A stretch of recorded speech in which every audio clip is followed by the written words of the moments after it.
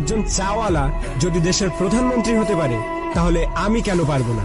একটা ছেলে যে জঞ্জাল সাফ করার কাজ করত আর সে যদি বিশ্বের অন্যতম ক্রিকেটার হয়ে দেখাতে পারে তাহলে আমি কেন পারবো না?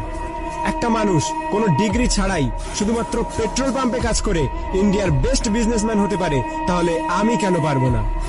হাই স্কুলের বাস্কেটবল টিম থেকে বাদ দিয়ে দেওয়ার পরেও যদি সে দুনিয়ার বেস্ট বাস্কেটবল প্লেয়ার হতে পারে তাহলে আমি কেন পারবো না? কিছু লোক কলেজ ড্রপ আউট করার পর নিজের কোম্পানিতেই কলেজের টপারদের হায়ার করতে পারে তাহলে আমি কেন পারবো না? এক ব্যক্তি যাকে নিউজ পেপার কোম্পানি চাকরি থেকে বাদ দিয়ে দেয় কারণ তার মধ্যে নাকি ক্রিয়েটিভিটি কম ছিল, আইডিয়া কম ছিল, সেই ব্যক্তি যদি পরে মিকি মাউসের মতো ক্যারেক্টার ক্রিয়েট করতে পারে তাহলে আমি কেন পারবো না?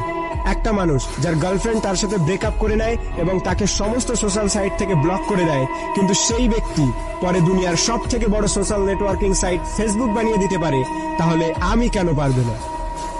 এক ব্যক্তি 999 বার ফেল হওয়ার পরেও হার না মেনে 1000 বারের মাথায় বাল্ব আবিষ্কার করতে পারে তাহলে আমি কেন পারবো না? দুবার বিজনেসে ফেল হওয়ার পরে ডিপ্রেশনে গিয়ে পরপর 8 বার ইলেকশনে হেরে গিয়ে 9 বারের মাথায় আমেরিকার প্রেসিডেন্ট হতে পারে তাহলে আমি কেন পারবো না? এক ব্যক্তি যাকে নিজের কোম্পানি থেকে তাড়িয়ে দেওয়ার পরেও যদি অ্যাপেলের মতো কোম্পানি গড়ে তুলতে পারে তাহলে আমি কেন পারবো না? একটা মেয়ে যে 9 বছর বয়সে সেক্সুয়ালি অ্যাবিউজড হওয়ার পরেও 10 বছর বয়সে প্রেগনেন্ট হওয়ার পরেও লোকাল টিভি শো থেকে বের করে দেওয়ার পরেও অস্কার জিততে পারে এবং কোটি কোটি টাকা ইনকাম করতে পারে তাহলে আমি কেন পারবো না? একটা জবলেস মেয়ে যার স্বামী তাকে ডিভোর্স দিয়ে দেয় এবং 3 বছরের বাচ্চাটিকে মানুষ করার দায়িত্ব তার উপরে চলে আসে, ডিপ্রেশনে যাওয়ার পরেও ওয়ার্ল্ডের সব থেকে বিখ্যাত নোভেল সিরিজ অর্থাৎ হ্যারি পটার লিখে ফেলে, যার ফলে সে কোটি কোটি টাকা ইনকাম করছে, তার একদিনের ইনকামে একটি ল্যাম্বরগিনি কেনা যাবে। এক ব্যক্তি যার পুরো বডি প্যারালাইজড, চলাফেরা তো দূরের কথা, নিজের আঙুল পর্যন্ত নাড়াতে পারে না, সে যদি ওয়ার্ল্ডের one of the best scientist হতে পারে তাহলে আমি কেন পারবো না?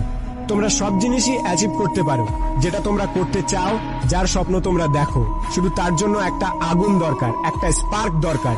নাথিং ইজ ইম্পসিবল, আর এই স্পার্ক তোমাদের নিজেদের মধ্যে আছে। তুমি নিজেই দোষী তোমার ফেল হওয়ার জন্য। এখন তুমি যেখানে আছো সেটা তোমার অতীতের কর্মের ফল, এবং কাল তুমি কোথায় পৌঁছাবে সেটা তোমার আজকের কর্মের ফল হবে। আমার তরফ থেকে সবাইকে অল দ্য বেস্ট। যদি ভিডিওটি ভালো লাগে তাহলে লাইক করো, শেয়ার করো আর তোমার মতামত কমেন্ট করে জানাও।